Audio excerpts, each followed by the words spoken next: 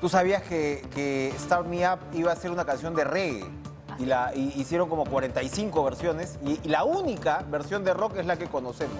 La rescataron así al final y fue de chiripa, fue el hit que es, imagínate tú, si no estaríamos bailando reggae o los robots probablemente la tendrían un poquito más lenta, más cadenciosa. Aquí los rastas de por acá se están vacilando, pero bueno.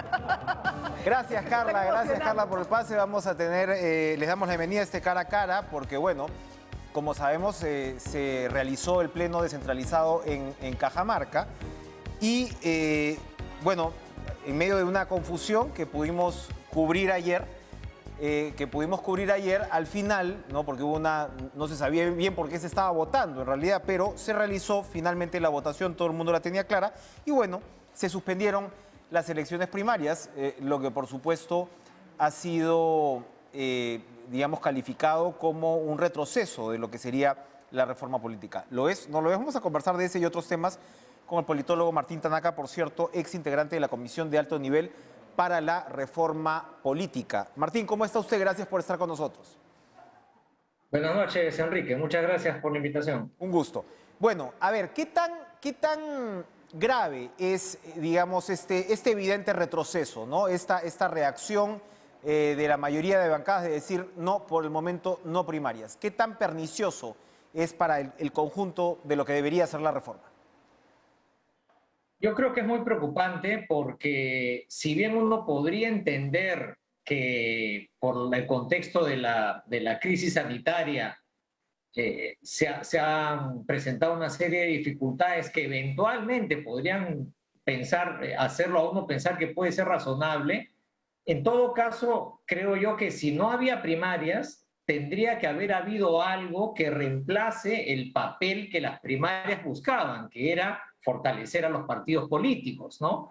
Pero digamos, quitar las primarias para quedarnos en el statu quo, para que las cosas sigan funcionando como funcionan hasta ahora, creo que es muy grave, mucho más a la luz de lo que hemos visto recientemente, por ejemplo, en Arequipa, ¿no es cierto? Y en otras regiones. Hay un serio problema de representación en los gobiernos regionales y municipales, y esta era una muy buena ocasión para hacer algo, ¿no? Y lamentablemente se suspendió algo que tenía el propósito de democratizar un poco los partidos políticos y los movimientos regionales y no ha sido sustituido por nada y por lo tanto quedamos en el mantenimiento de las cosas como han estado hasta ahora, ¿no?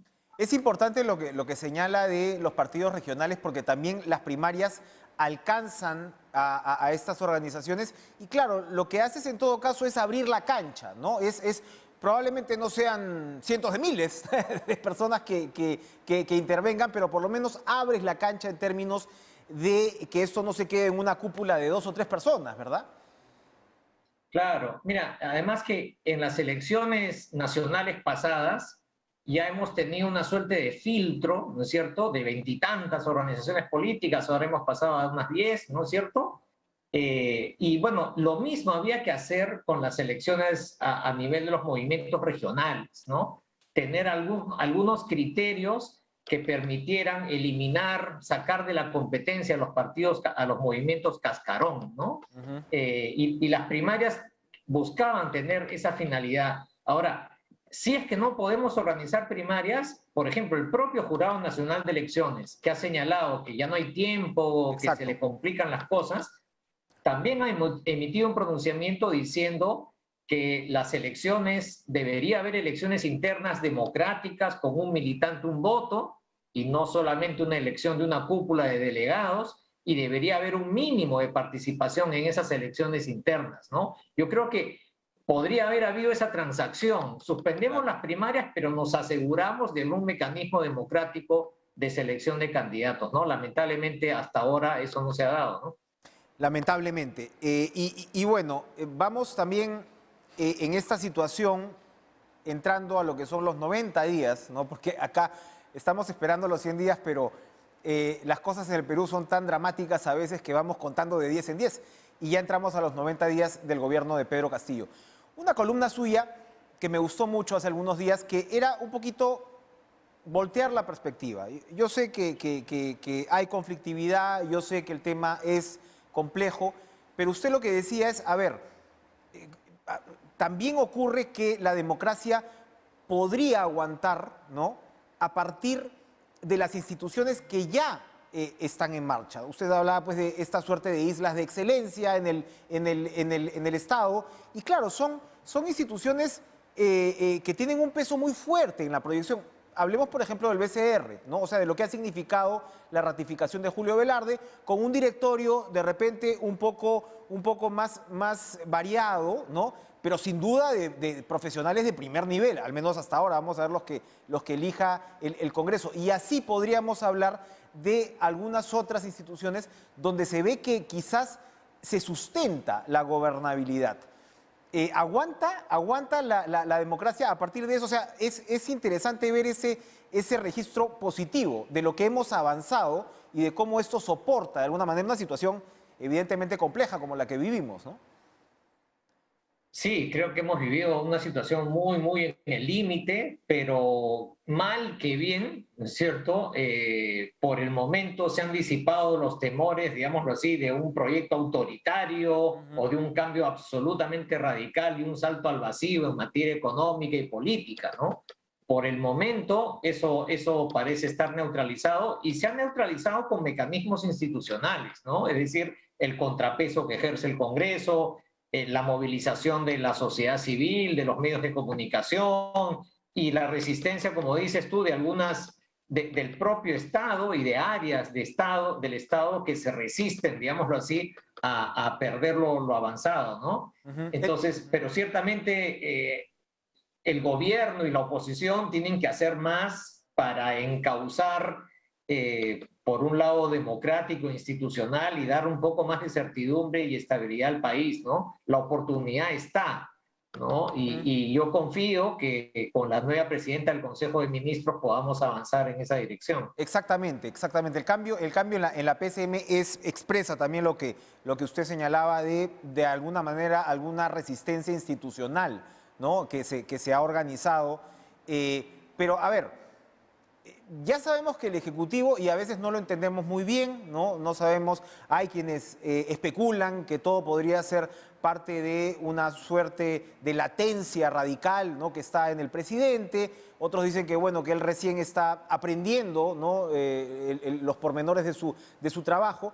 Pero comencemos por el Congreso. ¿Qué le toca en esta situación hacer al Congreso? Porque ya sabemos que el Ejecutivo está en proceso de formación, pero ¿qué es lo que podría demostrar el Congreso en una circunstancia como esta? Yo creo que lo más importante es poner adelante los temas más importantes del país, ¿no? En ese sentido, por ejemplo, el Congreso dio un paso importante, hay que reconocerlo, presentando una agenda legislativa, ¿no? Es decir, empecemos a hablar sobre los temas de fondo, ¿no? En salud, en educación, en seguridad ciudadana, etcétera, y veamos qué es lo que podemos hacer desde el Poder Legislativo para mejorar las cosas, ¿no? Si me permites hacer un puente con lo que estábamos haciendo hace un momento, la descentralización es claramente un problema que tenemos que seguir discutiendo, ¿no? Entonces, por ejemplo, ¿cuáles son las propuestas para mejorar la fiscalización, el control en los gobiernos regionales? ¿Cuál es la propuesta para mejorar la representación política allí? Pero así como ese, hay muchísimos otros temas en donde, discutiendo ya sobre temas concretos, creo que la discusión es mucho más productiva y hay más espacio para generar consensos también, cuando salimos del plano abstracto, ideológico, y aterrizamos en las propuestas concretas, ¿no? Porque parece haber un consenso, cuando uno habla con miembros del gobierno o del Ejecutivo, cuando uno habla con las bancadas de oposición, parece haber un consenso evidente de sí una serie de temas en los cuales hay que trabajar, más allá de las diferencias. Entonces sería interesante poder aterrizar esa agenda en algo, como usted señala, concreto. Así es, y creo que, bueno, algunos avances estamos dando, ¿no? En materia de salud, ahora bueno, hace unas semanas se empezó a hablar de un paquete de iniciativas englobadas en este nombre de segunda reforma agraria, ¿no? Pero hay un conjunto de medidas que hay que discutir para promover el desarrollo del agro, de las zonas rurales más pobres, y últimamente estamos empezando a discutir una reforma tributaria, ¿no? Entonces yo creo que ese es el tipo de debate que tenemos que tener. Y por supuesto, ahí cabe discrepar, ¿no es cierto? Pero ese es un terreno en el cual me parece que teniendo un debate más racional, ¿no es cierto? Podemos llegar a generar un mayor espacio de consenso, ¿no? Mucho mayor en todo caso que el que podríamos tener si debatimos sobre asamblea constituyente Claro. o sobre cambio de modelo económico en abstracto, ¿no? Discutamos sobre cosas concretas y veamos ahí cuál es el margen de acuerdo que podemos encontrar, ¿no? Ahora, pareciera, o sea, la lógica te dicta, o digamos, el sentido común, que a veces no es tan común, pero el sentido común te dicta que el gabinete Vázquez pues va a tener la cuestión de confianza, más allá de los cuestionamientos muy puntuales y preocupantes, ¿no? En tema de interior, en tema de educación, donde puedes ver retrocesos en educación también sobre la propia reforma de la carrera magisterial, etcétera. Pero más allá de eso, claro, si el Congreso le niega la confianza al gabinete Vázquez, pues ya sabemos lo que pasa. O sea, tendría que negarle la confianza a uno más y el presidente podría disolver el Congreso. Así que bueno, una lógica te dice que ya después del cambio de primera ministra habría esta confianza. En estas circunstancias, anoche conversábamos con Pedro Franque sobre el detalle de la reforma tributaria, que es interesante, pero que ha sido recibido también por un sector de la prensa, etcétera, con mucha reticencia. ¿Es posible establecer una discusión sobre reforma tributaria en estas circunstancias? Siempre el tema tributario. Hay consenso, Martín, en que tenemos que recaudar más, pero a la hora que aterrizas el tema, la reacción a veces es sumamente negativa, ¿no? Sí, bueno, es un tema delicado siempre, ¿no? En cualquier parte del mundo. La tributación es un tema muy delicado. Pero creo que en medio de eso, creo que, digamos, hay algunos aspectos que son controversiales, ¿no? Que generan mucha controversia, pero creo que también hay margen para decir, estamos de acuerdo, como dices, hay que recaudar más. Y entonces, ¿dónde están los espacios, las oportunidades para recaudar más, digamos, ¿no? ¿Dónde es que hay más evasión? ¿En dónde es que se dan, digamos, los huecos, los vacíos más evidentes, ¿no? Y quizás no perder tanto tiempo en algunas discusiones, ¿cómo decirlo?, que tienen más carácter simbólico, pero Claro. que no recaudan demasiado, ¿no? Creo que podemos encontrar consensos en amplios espacios que tienen que ver con la reducción de la evasión, por ejemplo, ¿no? Y sobre esa base, pues ir avanzando. Ciertamente la situación es difícil, el gobierno no tiene mayoría y tiene que convencer y tiene que generar consensos, ¿no? No hay otra salida. Para terminar, Martín, sobre el Ejecutivo en sí y particularmente lo que le toca al presidente de la República, hay preocupación pues en estos dos sectores que yo mencionaba, interior y educación. Es indudable que allí hubo una suerte de... Hay un lado político que hay que entender también, una suerte de transacción del presidente con las dos vertientes, por no decir facciones, las dos vertientes de su bancada, donde una de alguna manera tiene un determinado peso en interior y la otra en educación. Interior, sobra decir la importancia del sector, lo que tiene que ver con la erradicación, etcétera, los compromisos del Perú, ¿no? No es poca cosa. Pero educación era precisamente un consenso que se había alcanzado en el país sobre la reforma magisterial, que nos ha costado mucho tiempo. ¿El presidente está entendiendo la importancia y lo delicado de estos dos frentes? Yo creo que, digamos, por lo que hemos sabido hasta el momento, ¿no? Porque al ministro Gallardo no lo habíamos escuchado demasiado, ¿no? Lo hemos empezado a escuchar y, digamos, las primeras señales han sido preocupantes, ciertamente, ¿no? Entonces, al mismo tiempo, como sugieres, el presidente de la República, sabemos quién es, ¿no es cierto? Él viene del movimiento magisterial, ha encabezado una huelga, cuestionando el proceso de la reforma educativa, ¿no? Pero creo que en el camino, la presidenta del Consejo de Ministros tiene que hacerle ver al presidente que la única manera de que el sector educación, que requiere transformaciones tan importantes, salga adelante, es continuando con el proceso de la reforma, haciendo los ajustes necesarios, pero por supuesto no desandar el camino, ¿no?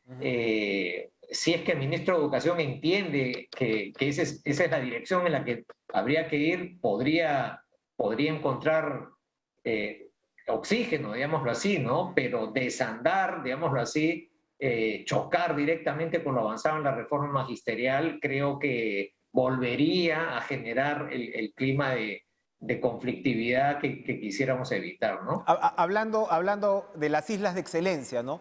La reforma magisterial no será una isla de excelencia, pero es un consenso alcanzado a lo largo de los años y claro, la reacción frente a esas declaraciones indican lo importante que es para la gran mayoría del país, ¿no? Eso es lo interesante de la democracia. Correcto, correcto. Creo que hasta hace digamos, unos meses atrás no parecía tan claro ese consenso, ¿no? Pero felizmente ahora parece muy claro. Hay Así que es. seguir avanzando en la reforma. Y yo creo que el punto de acuerdo que tendríamos que encontrar es que es cierto, tiene que avanzar la reforma y también es cierto que hay que hacer correcciones, ¿no? Hay que hacer correcciones, mejoras. Y creo que encontrar la fórmula de consenso alrededor de ese camino es la clave, ¿no? Y no simplemente tirar por la borda lo que se hizo y qué sé yo, y simplemente nombrar profesores contratados sin ninguna evaluación, Exacto, ¿no? exacto. De repente las evaluaciones tal como estaban siendo hechas deberían mejorarse, pero no se trata de eliminarlas, ¿no es cierto? Evidentemente. Y en ese terreno es en el que tenemos que movernos, ¿no? El ejercicio permanente del consenso. Gracias, Martín Tanaka, por estar con nosotros esta noche en Cara a Cara. Vamos a ir a una pausa, pero Gracias. estamos celebrando por ese lado estamos en medio de buenas noticias, ¿no? Porque comienza la vacunación ya de nuestros adolescentes, qué duda cabe, los chicos que están en los últimos años de colegio, que le han pasado, como todos, tan mal, pero particularmente estamos hablando de jóvenes, ¿no? Que viven momentos claves en su vida y bueno, la han visto evidentemente alterado. Mañana se inicia la vacunación de adolescentes de 15, 16 y 17 años. Vamos a conversar con el médico salubrista Omar Neira. Regresamos.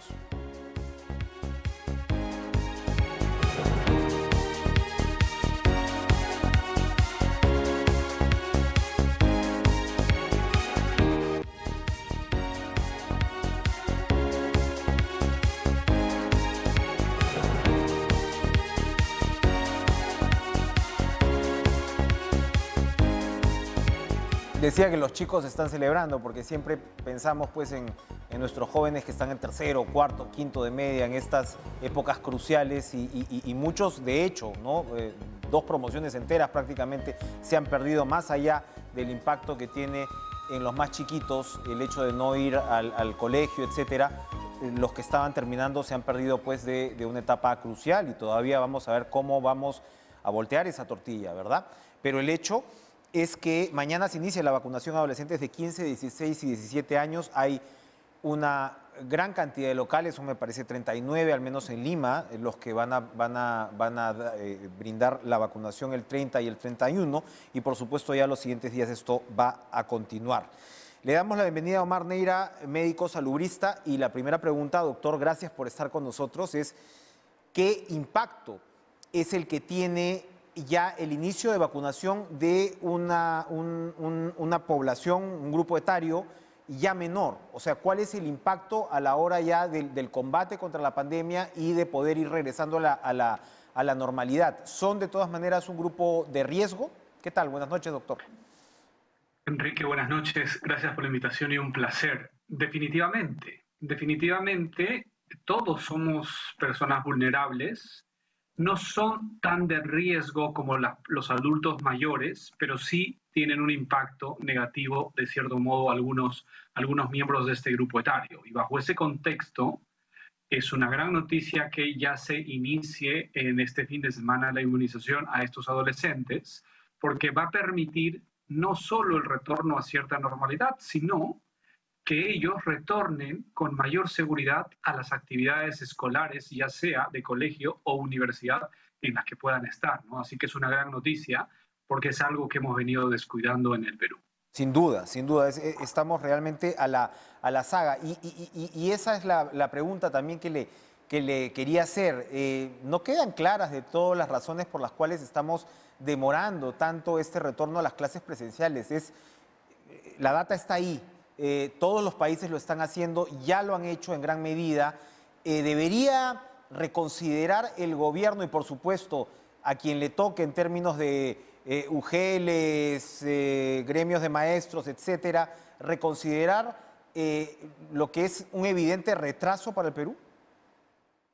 Definitivamente. Pienso que el Ejecutivo debe reconsiderar el plan que tiene para que se complete el retorno a la presencialidad para julio del 2022, en el contexto que todo el mundo hoy está en clases. Y las noticias como la que tú acabas de comentar, que se inicia mañana el programa de inmunización para adolescentes, pues hay otra noticia hoy. La FDA aprobó el uso para niños de 5 a 11 años la vacuna de Pfizer. Prontamente, posiblemente también esté en Perú. Y eso va a ayudar, pero no lo es todo. El mundo ha funcionado, el mundo escolar me refiero, en el mundo, valga la redundancia, ha funcionado sin vacunas, porque el grupo de riesgo es menor, el ambiente en el que se desenvuelve, el ambiente de colegio, que suele ser ventilado sin tanta aglomeración, no es de tanto riesgo, y creo que en ese concepto debemos acelerar el retorno para ahora, porque además, epidemiológicamente, sanitariamente hablando, estamos en un momento, llamémosle entre comillas, silencio epidemiológico, que no tenemos altas tasas de contagio, altas tasas de fallecido, que permiten este retorno gradual, voluntario y flexible. Porque si esperamos al 2022, nadie asegura que no haya una ola importante en marzo, en julio, y se pueda cancelar por un año más este retorno. Por eso que hoy es el momento adecuado. Muy importante. A ver, ¿cómo estamos avanzando, doctor Neira, en términos de la vacunación en general? Hay un 30%, según la encuesta de Ipsos, que señala que no se ha vacunado por falta de tiempo, nada menos, cuando es para lo que se debería sacar tiempo, sin duda, por encima de cualquier otra urgencia. ¿Cómo vamos en eso? Porque hay una cantidad, de todas maneras, preocupante de rezagados, ¿no? Hay un grupo importante de rezagados en distintos grupos etarios que no han asistido, no están asistiendo, no completan las dosis.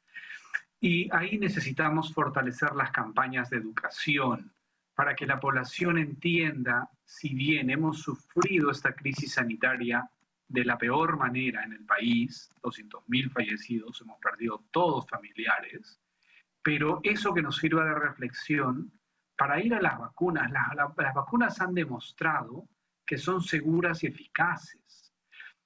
Hay casi 7.000 millones de dosis que se han aplicado con efectos secundarios mínimos, efectos adversos mínimos, inclusive menores a otras vacunas que tienen décadas en aplicación, y por lo tanto la población no debería tener temor.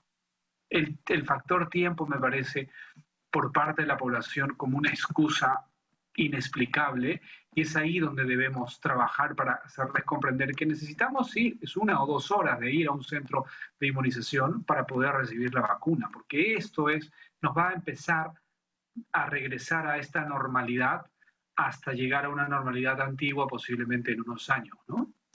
Así es, en unos años. Los protocolos. A ver, el ministro de Salud, Hernando Ceballos, dijo que se iban a eliminar ciertos protocolos que incluían el control de temperatura, por supuesto la desinfección de zapatos, que ya son temas, en el caso de la desinfección de zapatos ya confirmado incluso por la OMS, etcétera. Al parecer hoy no se ha terminado de confirmar eso en el Consejo de Ministros, se ha dado este Consejo de Ministros regional y no ha llegado ya la confirmación de la noticia, pero ¿de qué protocolos? Porque claro, es el protocolo, como su nombre lo indica, requiere pues toda una serie de cuidados y por ende de recursos. ¿Qué protocolos son los que ya habría que ir dejando si es que vemos la situación internacional, la experiencia comparada? No solo la experiencia comparada a la situación internacional, sino la evidencia científica. Hoy sabemos que el principal mecanismo de contagio es el aerosol. Son micropartículas líquidas, sólidas, semisólidas, que están en un ambiente cerrado, sin ventilación. Bajo ese concepto teórico que se aplica a la realidad, pues si ventilamos ambientes, evitamos ambientes cerrados con alta aglomeración, vamos a empezar a manejar y convivir con este virus. A ver, ¿qué es fundamental? Por ejemplo, necesitamos eliminar las caretas faciales. No son útiles para este control del aerosol. ¿Qué es útil? La mascarilla. Es útil el distanciamiento en estos espacios. Y entonces necesitamos adaptar actividades a ambientes libres con la finalidad de tener este retorno. Y el lavado de manos. Son esas 3 reglas de oro. Mascarilla, lavado de manos y ventilar ambientes nos van a permitir, digamos, cierta seguridad para nuestras actividades como seres humanos. Y otros mecanismos, pediluvios, los famosos estos aerolizantes desinfectantes, tomas de temperatura, entendiendo que el 20% de contagiados hace síntomas y de estos un porcentaje bajo hace temperatura, pues se evidencia en el mundo que no está funcionando, no es efectivo en términos de salud pública. Y es por ello que esperábamos que hoy se formalizara la comunicación del ministro de Salud, sí, porque eso permite no flexibilizar medidas, sino permite usar medidas acertadas con la finalidad de que se desenvuelvan las actividades sociales, económicas y otras en términos razonables. Y es ahí donde necesitamos, por ejemplo, que se actualice o se derogue la resolución ministerial de educación, la 121, que permita un retorno seguro, gradual también a las escuelas. Y que hay que usar la evidencia científica y la comparación con otros países. Exactamente, no se llega a entender cómo las actividades económicas no se han retomado como se han retomado y las clases no tiene una lógica en realidad que justifique esta situación. Para terminar, estamos en el fin de semana del Halloween, del Día de la Canción Criolla, algunos ya se estaban preparando para regresar a las fiestas y el gobierno dijo, un momentito, solo funcionarán las fiestas autorizadas y la policía está lista para intervenir en los eventos masivos que no tengan esta autorización. Vamos a ver cómo funciona eso, pero creo que la recomendación en general sería todavía decirle a la audiencia que cuidado con esto. Usted acaba de reiterar la importancia del distanciamiento social todavía. Yo creo que sería más importante que, por el hecho que una fiesta esté autorizada no significa que no genere riesgo de contagio. Independiente de una autorización administrativa, hay riesgo de contagio. El riesgo de contagio está en ambientes cerrados, sin ventilación. ¿Qué hay que hacer? La sociedad necesita divertirse después de 2 años, después de toda esta crisis, necesita hacer compensar este déficit emocional en el que hemos vivido. Y lo que podríamos hacer es más bien promover actividades sociales al aire libre, en ambientes abiertos, cerrar parques, estadios, que permita esta cierta comunicación de la sociedad y explicar y decir, tienen que usar en estos ambientes las mascarillas para poder tener cierto grado de diversión. Pero imagínate, si vas a inspeccionar y vas a ver, ok, esta fiesta sigue teniendo riesgo, pero no entra la policía porque tiene autorización, pero hay otra que no tiene y va a entrar la policía, termina contagiándose la policía, termina contagiándose los que están ahí, y que eso se demostró en el Perú en la primera ola, cuando la policía fue gravemente herida, en términos metafóricos, porque la policía no tenía medidas de bioseguridad, porque no estaba preparada y hacía muchas de estas intervenciones. Y eso se mostró en Perú que no funcionó. Necesitamos educar a la población para que entienda qué genera riesgo y como sociedad asumamos responsabilidad. El papá de Estado no puede asumir toda la responsabilidad. Los seres humanos asumimos las responsabilidades y creo que ahí podríamos adaptarnos y convivir de forma adecuada en este nuevo entorno que va a ser endémico por unos años. No es cuestión de encerrarse, como usted señala, es cuestión en todo caso de salir bien y salir en todo caso cumpliendo con todos los cuidados del caso que ya se puede hacer. Omar Neira, gracias por estar con nosotros esta noche. Muy amable. Enrique, muchas gracias. Por compartir estas importantes informaciones aquí en Cara a Cara. Vamos a ir a una pausa, pero a ver, el hermano país del Ecuador está viviendo una convulsión social importante. Son una semana de protestas contra el gobierno, los movimientos indígenas que tienen ahí un peso específico bastante relevante, se han manifestado en contra del gobierno de Guillermo Lasso y además estamos con un evento importantísimo a la vuelta de la esquina, la COP26, la conferencia de cambio climático más importante del mundo. Vamos a conversar de estos temas con el internacionalista Ramiro Escobar.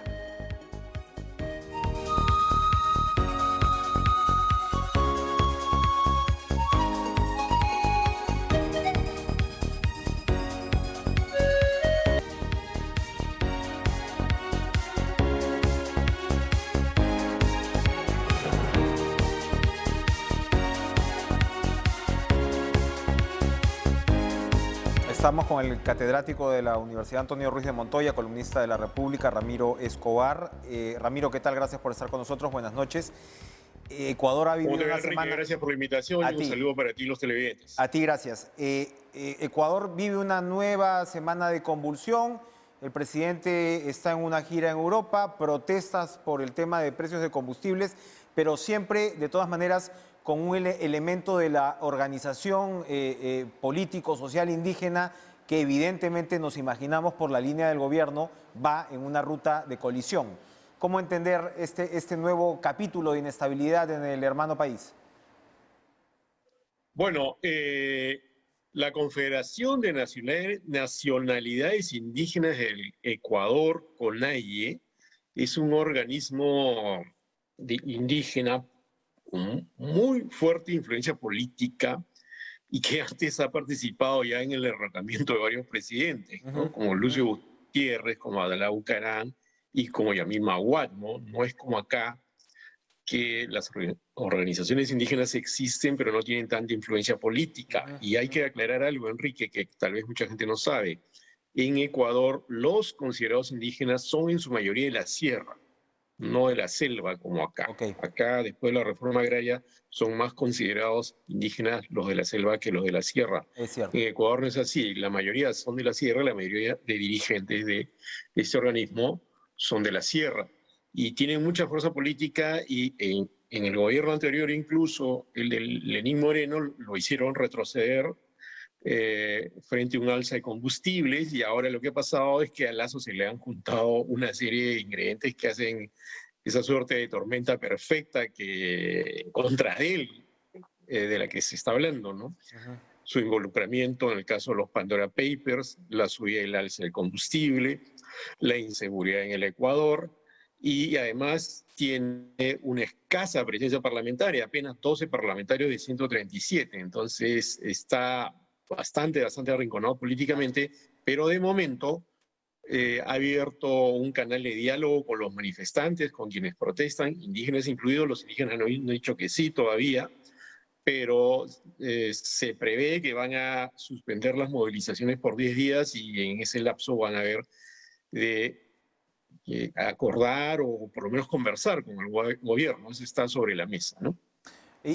Importantísimo el dato que nos das de esta presencia mínima parlamentaria, porque uno piensa incluso en la inestabilidad en el Perú actual, con otros matices, por supuesto, ¿no? Pero esta suerte de casi inexistencia del Ejecutivo en el Congreso le va a complicar definitivamente las cosas más al presidente Lazo, tomando en cuenta sobre todo que es considerado pues un gobierno marcadamente de derecha. Lazo es un banquero. Claro. Ojo, él tiene aliados en el Parlamento, ¿ya? Pero tener 12 asambleístas, les llaman allá, frente a 137 es bastante poco, y algunos sectores, incluso también escorados hacia la derecha, no necesariamente lo apoyarían. Ojo, y él tiene un recurso que se llama la muerte cruzada, que existe en Ecuador. Es distinto a lo que ocurre acá, a las posibilidades que hay acá. Por ejemplo, ¿qué significa la muerte cruzada en Ecuador? El presidente, por una serie de motivaciones, entre las cuales incluso está una fuerte perturbación social y política, puede disolver el Congreso y puede también llamar elecciones no solo para el Congreso, sino para la propia presidencia.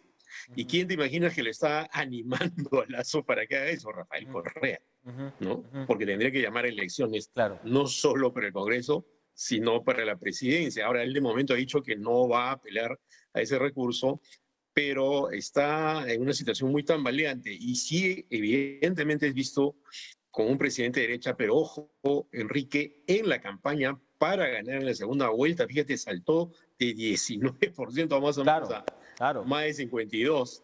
¿No? Lo que hizo fue más bien tirarse un poco al centro, empezar a dialogar incluso con los indígenas, incluso con Yacu Pérez y con otros movimientos. Yacu Pérez era un candidato indígena que casi pasa la segunda vuelta. Algunos lo habrían apoyado, ¿no? Incluso indígenas lo habrían apoyado, pero una vez en el gobierno ha virado nuevamente hacia la derecha y está tratando de aplicar lo que en América Latina suele llamarse un programa clásico neoliberal, que y aplicarlo en Ecuador yo creo que es inviable casi en cualquier país. Eso ya no se puede hacer. Hace unos años era viable, pero ahora las resistencias sociales son demasiado grandes, ¿no? Veremos la viabilidad o la habilidad, mejor dicho, de Lasso para estabilizar su gobierno. Ramiro, rápidamente, la COP. Sí. La COP es la COP 36, creo. 26. Es la COP 26. No, 26. Se celebra en Glasgow. Sí. Y claro, hay muchísima expectativa internacional, pero también no mucha claridad sobre lo que se puede conseguir en términos pues, de lo que ya sabemos, los compromisos de China, de Rusia, de India sobre reducción de emisiones. Un Biden, claro, con una agenda completamente distinta a la que tenía Trump, que quiere recuperar el protagonismo estadounidense. Y claro, una Europa también con compromisos importantes. Y acá nosotros, como digamos un territorio como el Amazonas tan fundamental, expectantes de lo que vaya a ocurrir. ¿Cómo observas este evento? ¿Cuáles pueden ser los resultados? Mira, yo creo que es un evento importantísimo, fundamental, sobre el cual creo que se debería informar mucho más acá. Es cierto. Porque ya ha pasado, Enrique, el tiempo en el cual este era un asunto meramente de científicos o de ecologistas o de activistas afanosos, ¿no? Lo que se va a discutir en la COP26 de Glasgow es nada menos si podemos evitar que hacia fines de este siglo la temperatura global no suba más de 2 grados centígrados. Resulta que en los últimos años, en las últimas COPs, incluso se había dicho que podría acordarse que no suban ni siquiera 2 grados, sino ni siquiera 1.5 grados, pero un informe, un adelanto del 6º informe del Panel Intergubernamental sobre el Cambio Climático, que es un conglomerado de científicos asociados a la ONU que monitorean el clima de manera regular, dijo, no sé si recuerdas esta noticia de hace algunas semanas, adelantó que esos 2 grados se podrían lograr mucho más pronto. No había que esperar a fin de siglo porque no estaban funcionando los acuerdos o los compromisos, digamos, las contribuciones nacionales determinadas que tiene cada país en virtud del Acuerdo de París. Es decir, cada país muestra un ofrecimiento y dice vamos a bajar las emisiones en tal cantidad. Pero eso no se está cumpliendo, entonces el problema se está agravando. Recordarás que hubo 48 grados de temperatura en Canadá, nada menos en Canadá, incendios en California, huracanes más intensos, una serie de fenómenos que están diciendo claramente que este problema se agrava. Entonces, la COP26 debería afianzar el compromiso para que los países realmente cumplan sus contribuciones nacionales determinadas, y en eso son claves, como ha sugerido China, que es el primer emisor de gases de efecto invernadero, y Estados Unidos, que es el segundo. La Unión Europea está bastante comprometida, incluso ya habla de carbono neutralidad, es decir, el momento en que hay emisiones que se pueden mitigar con los sumidores de carbono que habitualmente son los bosques o el mar. Entonces, es muy difícil lograrlo porque hay un estilo de vida instalado en el planeta, una forma de industrializar, una forma de vivir, ¿no?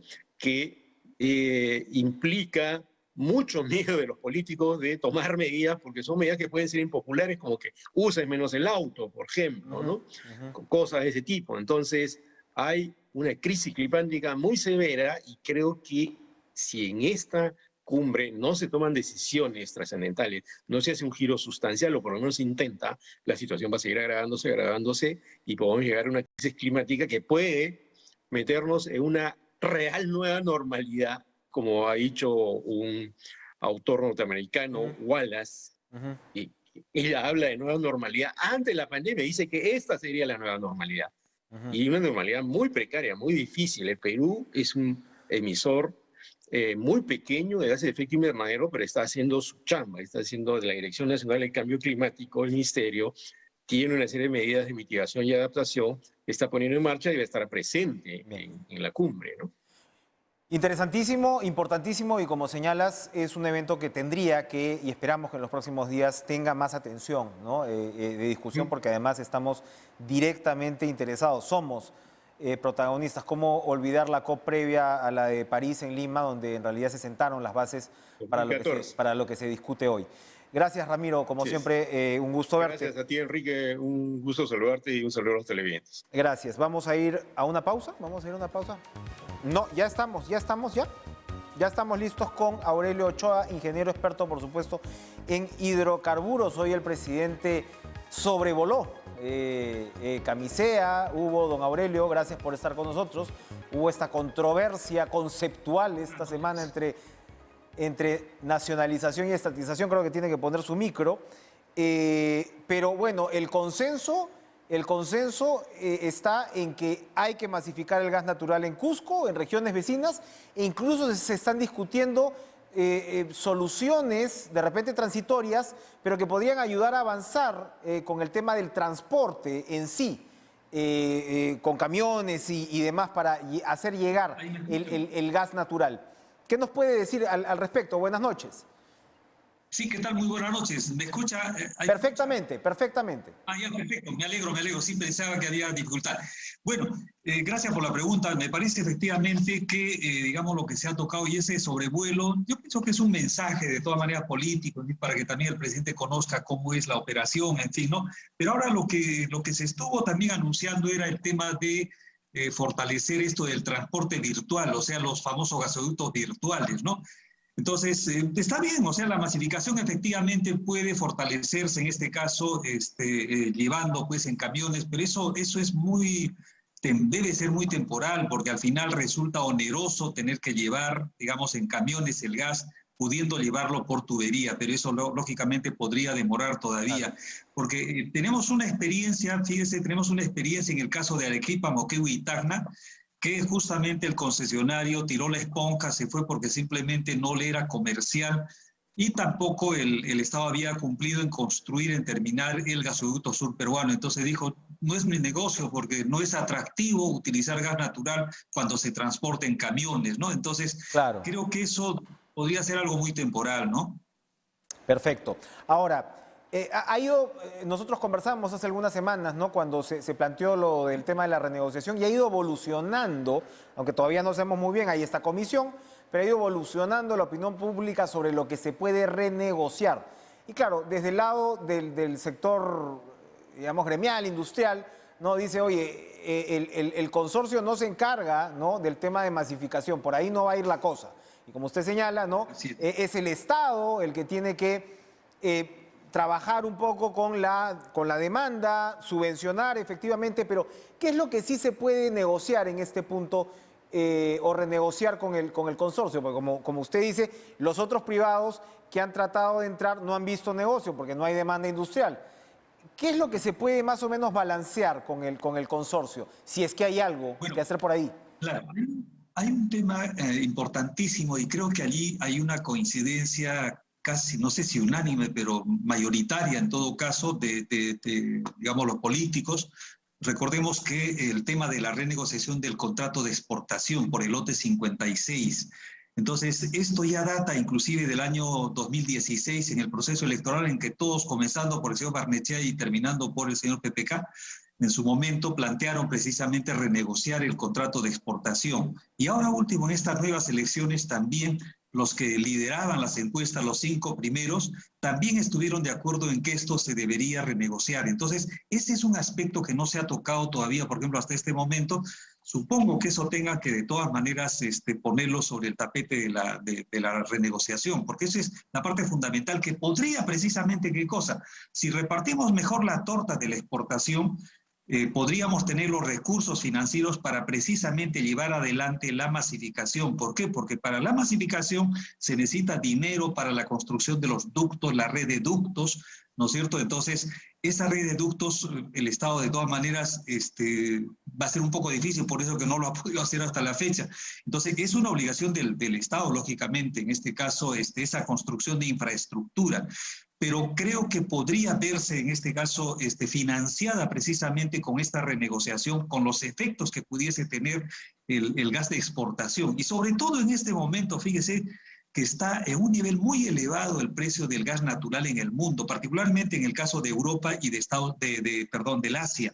Entonces, se ha triplicado el precio del gas, entonces se está recibiendo mucho más. Entonces, esa torta, igual que en el caso de los minerales, si podemos llamar así, caso del cobre, por ejemplo, ¿no? Entonces, ya hemos visto que va a ser una política, como ya la ha expresado el ministro de Economía. Pero en el caso del gas, De igual manera tenemos que repartir la torta, porque en este momento, como decía, hay un precio muy elevado del gas natural, y lo que le queda en este caso al Estado peruano, ya en lo que es al fisco peruano, lógicamente no es lo que debería ser. Entonces eso, por ejemplo, tendría que renegociar. La otra que hay que renegociar es la restitución de las reservas.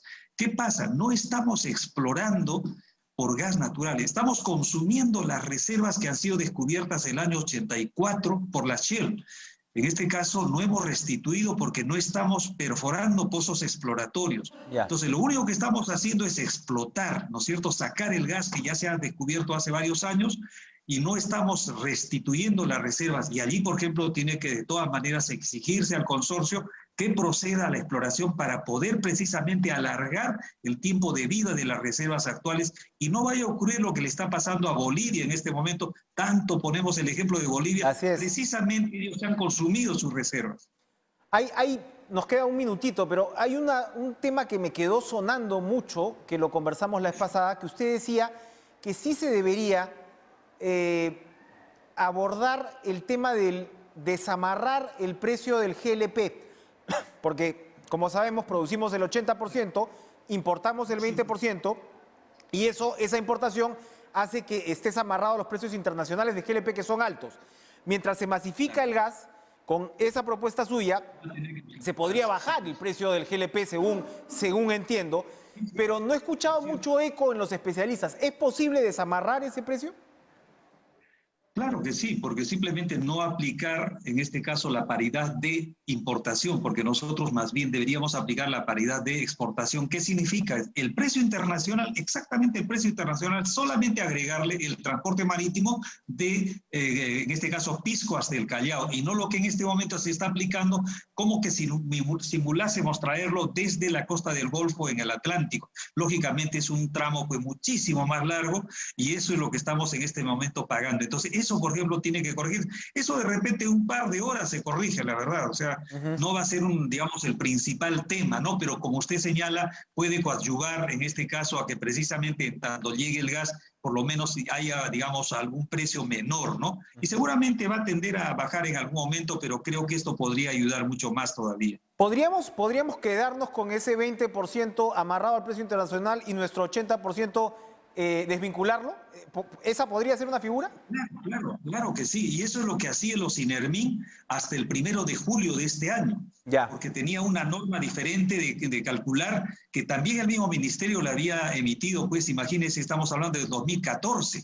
Y curiosamente se modificó esto, no a instancias, ojo, no a instancias del concesionario, sino a instancias del propio ministerio, haciéndose un harakiri, prácticamente una resolución directoral del Ministerio de Energía y Minas, la número 244/2020. Esa, por ejemplo, tiene que derogarse lo más pronto posible, y con eso solucionamos. Eso está en las manos del ministerio, si es que... Digamos, perfecto. Súper interesante. Me parece un punto clave. Muchas gracias, Aurelio Ochoa, ingeniero experto, por supuesto, en hidrocarburos, por acompañarnos con estas importantes puntualizaciones. Vamos a una pausa, regresamos al toque.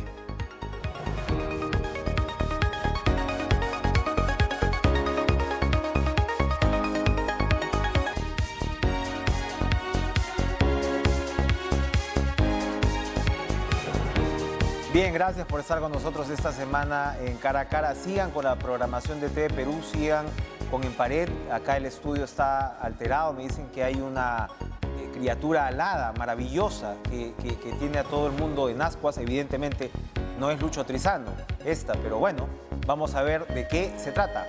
Pasen ustedes un excelente fin de semana. Nos vemos.